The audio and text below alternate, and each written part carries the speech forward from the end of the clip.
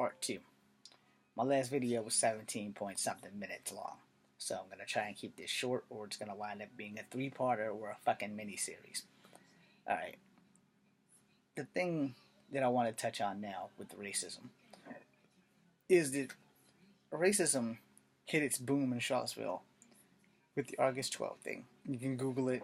I don't have to give you too many details. It's all about a fucking statue, and some asshat from Tennessee decided to plow through a bunch of damn people of color and non-color. The one time that blacks and whites are all united in one cause, one white guy decides, fuck you guys, I'm going to drive through your asses. We're still having lots of trials with the people who got the fighting in the parking lot. We're still having lots of trials on everything. And they still refuse to move the statues. They're changing the names of the parks again. And I'm sitting here and I'm thinking to myself, this young lady, a young lady that is white, died for absolutely nothing because a young lady that was black decided that she didn't like statues in these two damn parks there. And to be honest, as long as I've been living in this town, I've never really seen more than 1 or 2 black people in that park to begin with. And the other park's by the court. Black people don't go near courts. We avoid courts because we don't want to go to jail. We avoid courts unless there's a summons. There's no need for black people to be anywhere near that park that's at the courthouse that people are bitching about the statue. Now, the statue across from the Historical Museum, I've only been there maybe 4 times. And one time, it was because I was playing a black slave named Peter Fawcett. Outside of that, unless they're like homeless people, I've rarely seen black people going to that park. And yet, a young white lady died, and tons of blacks and whites were hurt when this guy from Tennessee plowed over them in his Dodge Dart. You know, there are things at fucking play here that never had to come into factor. Okay, 1, these statues, they can't hurt you. They might be a little insulting to look at, but they can't hurt you. 2, I'm also part Native American, and I'm very pissed off that Sacagawea is kneeling behind Lewis and Clark, but I'm not going to go and rally a bunch of people to get the statue removed. I would prefer it to get changed. The statue can stay. Just make Sacagawea standing up and put her in front of the 2 white men that she led across the United States to find California. And also add her husband. Otherwise, the statue's fine. I just don't like the fact that she's kneeling behind them like she's a fart sniffer. No. Really. Google a picture. Sacagawea, Charlottesville, Virginia. She looks like she's kneeling behind them like she's about to sniff for farts. And that pisses me off. She should have been in the front. Lewis and Clark were important figures in history, but so was Sacagawea. Put her ass in front. And hell, Charlottesville doesn't even have a statue of Pocahontas. So yeah, that's kind of fucking fucked up. We have only 2 Native American statues that I personally have found. I don't know if there's any more, but I know that there's 2. They're on the same strip, because Sacagawea is right there. And then the other statue has the Native American and the Army Cavalry right across from the Red Roof Inn, formerly the Howard Johnson. You know, Mellow Marshmallow. It's right there. They're the only 2 Native American statues I've seen since I've been here, and I've been here all my life. If there's another Native American statue, it's somewhere that I haven't been in this town. And you know, the thing with that is, they're statues. They represent historical figures. I get that. They're not hurting anyone. Sacagawea does not have a bow and arrow aimed at Lewis and Clark, and Lewis and Clark have guns, and they're not in a threatening manner, where at least they don't look like a threatening manner to me, where they're pointing them directly at me and say, hey, look, it's a black guy, let's shoot him. Or, hey, look, it's a Mohawk Indian, let's plow him down. Now, I don't think I have pictures of that. Wouldn't hurt to actually check and find out so that I could show you guys. But, you know, it is what it is.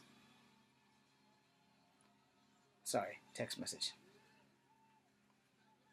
But, you know, the thing is, we have so many things that we fight over racially that really just ain't worth it. We have so many things that we could do so much better on, and yet we choose to fight these little wars that are almost positively insignificant, and people have lost their lives over these things, and they have literally died over a damn statue that ain't hurting nobody, that ain't doing nothing. And these these young people who are so easily radicalized to do stupid shit over racial shit, you know, I mean, why? It's not that damn important that these statues are affecting us in such a harsh manner that people want to, like, they want to kill people for it. You can Google this shit. People have died. People have been injured. People are running around with blowtorches and sticks and swastika flags and all kinds of other shit. You can find all this shit on CNN if you don't want my take on it. But the fact of the matter is that, you know, it's a statue. It's a damn statue. And then the fact that they can't move the statue, they can't take the statue away, they can't do anything with the statue except for enjoy the view. This young lady and these two state troopers died for absolutely nothing. You know, and I mean literally, they died for absolutely nothing. And nothing has changed. They're still debating it. They're still trying to change the name of the person, their park, all the stuff that is like not even an important factor in life. But yet, here we are fighting over it. And over what? For what? It's a bunch of racist bullshit. No, lots of people have been hurt. Whites and blacks on both sides of the track have been hurt over statues, over things that we don't have to fight over. No, these are things that are minute. And every time, you know, you bump into somebody, you don't know if they're racist until you see them being racist. No, you don't. You can avoid the problem for the most part, or you can accept the problem. But the thing is that no one really wants to address the problem. And as long as we're not going to address the problem, it's going to stay a problem. But why will no one address the problem? We're all cowards. We're all chicken shit. We're all racist. What is it? What do we need to do to figure out why this shit keeps happening? Well, we can start by having a conversation. But most people don't want to have a conversation. They're too chicken shit. They're afraid of how people are going to accept them or reject them because of how they really feel about somebody over their race or their nationality or whatever you want to call the issue at the current moment. Here's my thing. You know, you are who you are. If you own it and you live with it, then ain't nothing I can do but accept it. Problem with that is, most people don't accept themselves, let alone want to accept someone else's shortcomings. Okay, so I have a picture, but Stuttering Stanley's in the way. See if I find another one. Nope. Okay. If you can get past Stuttering Stanley. Let's see if I can make this thing right. So, there's the Lewis and Clark statue. Sacagawea is on the other side. Let me see if I can find another one.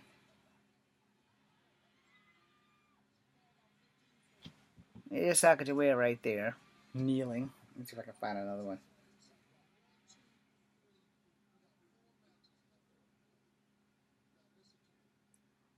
Okay, again, Stuttering Stanley's like major league in the way.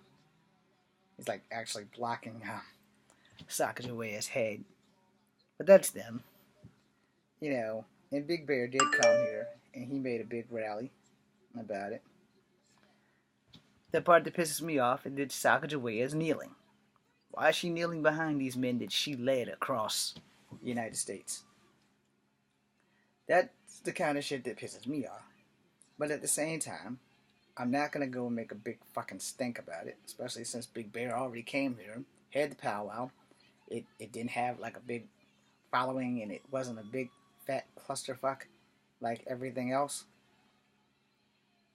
Then so, you take what you get and you move on, but there's still racial tensions. Now, for the statues that I don't have pictures of, which is General Robert E. Lee and whoever the hell the other guy is, you know, people have died for these statues. People have been beaten and burnt, and we had a riot, and it's like, okay, so all of this is racial tension. Why do we have racial tension? Because no one wants to be brave enough to have a council. That's not, sorry. I was trying to watch something, but the thing played loudly. It's a hot Asian chick. Oh, she fell on her face. Yeah, that's gotta suck. Anyway, I don't know what the hell's going on here, but apparently this guy's wasting gas looking at Asian chicks. So you guys don't think I'm crazy. It's all kinds of comedy stuff. No. Yeah, kick the guy right off the bike into the water. Asian comedy's funny. You just have to have a sense of humor to understand what's going on. Oh, dear Lord. I'll have to watch that again.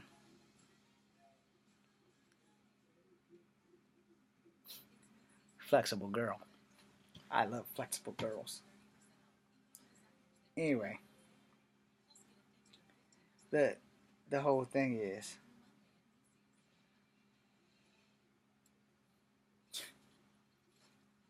sorry, totally blew me out of the way with that one. She did the magic box thing. I can't pause it. I'll have to watch it again when I'm done talking. But yeah, the whole thing is that, we don't want to address racism. Because if we did, think of how far we could go if calm people, not idiots, like literally, if we could all sit in a room and be calm and look at the next man next to us and tell them, the only reason I don't like you is because you're black and I was raised to hate black people. Or the only reason I don't like you is because you're Asian and I was raised to hate Asian people. Vietnamese people killed my grandfather in the war. Okay, here's where shit gets interesting. Because of the Vietnam and Korean War, in which, to be honest, the United States military really had little to no say in that. And these are the things that happened after NATO was formed after World War One or two, or whichever one NATO was formed in. You know, the whole, oh dear, sorry, big girl crumbled. The whole thing is the dude, you know, she the Korean War was like one of the, well, I can't say that. Let me go further back. World War Two, where Americans and Japanese people fought. You know, we we really we really had to stress that when they attacked Pearl Harbor, it was the turning point where America's involvement came in. That being said, I'm about to indulge y'all on some racist shit that happened to a bunch of Asian people that are American citizens due to the fact that Asian people who were not attacked our country. Now, by that being said, this is how it goes. Alright, so the Japanese people had attacked Pearl Harbor. Japanese Americans, Chinese Americans, anyone who slightly looked like a Japanese or Chinese American were put in internment camps, even if they weren't Japanese. And y'all don't know that because they technically aren't allowed to teach you that in school. But for the most part, if you were of Asian descent, unless you were a Native American who already was trapped on a reservation to begin with, which spawned the Windtalker thing, if you were of Asian ethnicity, your grandparents to this day may have been in an internment camp. either as a young child or as an older person, depending on how much longevity your family has, or your bloodline. The problem is that because of the Japanese attack on America, if you were Asian, you were put in that entrapment camp. If you lived in California or anywhere where it was like some coastal military stuff, you were migrated into an entrapment camp. You didn't really have a say in the matter. And they even got Chinese people. So before you think it was just Japanese, if you were Chinese or Japanese or any Asian descent, that's where your ass was going. And they did that out of cruelty of thinking that those citizens were sending intel back to Japan. And I was like, but what if they're not even Japanese? Yes, some Chinese and some Koreans were also put in there, and people don't know that. So you ask people. This is why we have racial tension, because people don't want to sit down and talk about how my grandfather killed your grandfather, and now you're going to treat me like dog shit, and I didn't have anything to do with it. And this is the same thing with slavery. When black people see white people and they get mad at white people for slavery, okay, freeze, pump your hate brakes. First and foremost, there were white slaves too. For those who don't know, they called them indentured servants. They usually worked in the house, and some of them were also raped by the masters. All right, so let's pump the hate brakes on that, because first and foremost, almost every nation of people have had slaves, and that includes white people. So let's pump the hate brakes and let's get the facts straight. All right, there were white slaves, there were black slaves, there were Native American slaves, there were Asian slaves, and 9 times out of 10, they were probably enslaved by their own people. As far as black slaves were concerned, black slaves were also enslaved by their own people as well as white people. You don't know that because they're not really allowed to teach you that. And teaching about slavery spawns hatred. I can prove that because when I was in school, and I mean grade school and middle school, I had a lot of white friends until we watched Roots. I had a lot of white friends until we watched Shaka Zulu and shit like that. And then white friends just started being afraid to have black friends because of the fear that we would act some kind of way towards them because of something that their ancestors did. And in their defense, a lot of black people did do that and stopped being friends with white people because of slavery and the shit that it taught kids in hatred. I'm sorry, I'm gonna have to make a third video because this has gone to the 17-minute thing. So we'll pick up on slavery.